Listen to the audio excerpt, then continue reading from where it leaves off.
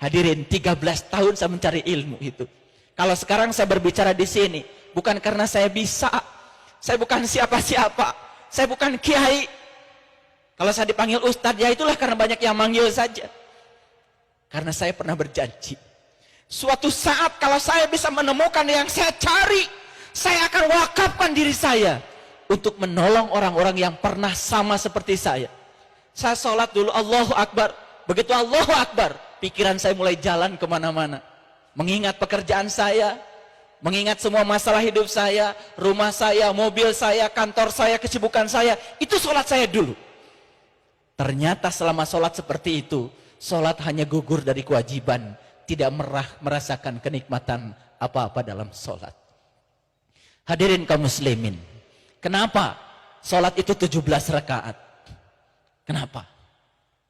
Kenapa 17 rakaat kok sama dengan nomor surat Al-Isra? Surat Al-Isra nomornya 17. Kenapa salat berjamaah itu kok 27 derajat? Sama dengan angka 27 Rajab hari ini. Mengapa? Mengapa? Kalau itu belum terjawab, belum tahu hakikatnya, tidak bertemu dengan guru yang mursyid untuk menjawabnya, kita tidak akan pernah sampai untuk menemukan sholat khusyuk. Sedangkan di Quran, saya tunjukkan ayatnya supaya ibu bapak mengerti.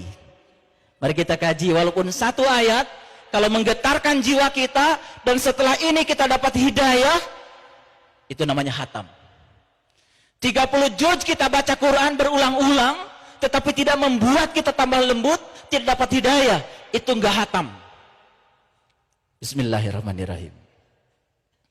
Innal munafiqina yukhadi'unallah. Sesungguhnya orang-orang munafik itu suka menipu Allah. Wa huwa khadi'un. Dan Allah akan membalas tipuannya orang munafik. Apa tipuannya orang munafik? Satu kata Allah, wa idza qamu ila shalah qamu kusala. Dia suka mendirikan sholat, tapi sholatnya malas. Kusala itu malas, bahasa Arab. Malas itu pasti berhubungan dengan rasa. Malas makan karena yang mau dimakan tidak menarik. Malas makan karena yang mau dimakan bukan selera kita. Malas makan. Sholat juga bisa malas. Saya dulu terus terang saja, waktu kecil saya sholat karena takut orang tua. Sudah tua saya sholat karena saya takut neraka. Bukan karena saya butuh sholat. Bukan karena saya merasakan kenikmatan sholat. Bahkan saya tidak enak kalau tidak sholat. Karena biasa sholat, bukan karena merasakan nikmatnya sholat. Ini harus dilakukan revolusi. Jangan cuma sekedar ikut peringatan Isra Mi'raj, dari tahun ke tahun itu saja. Tidak meningkat kualitas spiritual kita. Baik, kita teruskan. Jadi yang pertama, dia suka sholat, tapi sholatnya malas. Itu yang pertama. Yang kedua, kata Allah, yura'unan nas. Suka sholat, tapi sholatnya ria. Ria itu kalau bahasa fikih ada dua. Ada ria nifak, ada ria adat. Ria nifak, melakukan sesuatu karena ada muatan, ada harapan. Contoh, biasanya gak tahajud. Begitu banyak masalah, jadi tahajud. Sama seperti kita gak pernah berkunjung ke tetangga. Tiba-tiba tetangga, kita berkunjung ke rumah tetangga. Apa kata tetangga kita? Tumben. Betul nggak? Iya. Biasanya nggak pernah berkunjung ke rumah kita, dia berkunjung sekali ke rumah kita. Kata tetangga kita, tumben. Ada apa ya? Biasanya nggak tahajud, ada masalah tahajud. Kata malaikat, tumben.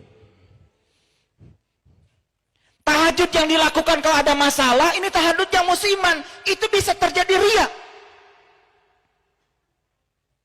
Betul? Yang kedua, ria adat. Apa ria adat?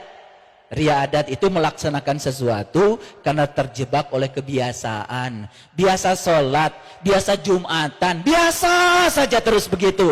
Tapi tidak mendapatkan manfaat apa-apa. Makanya kata orang bijak, kalau kamu melakukan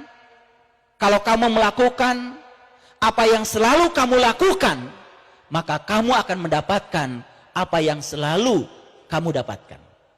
Jika kamu melakukan apa yang selalu kamu lakukan, kamu akan mendapatkan seperti apa yang kamu dapatkan.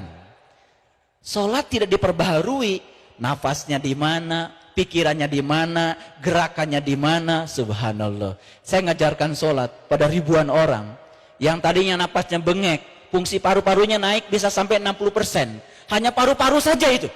Belum lagi gerakan-gerakan tangan yang luar biasa.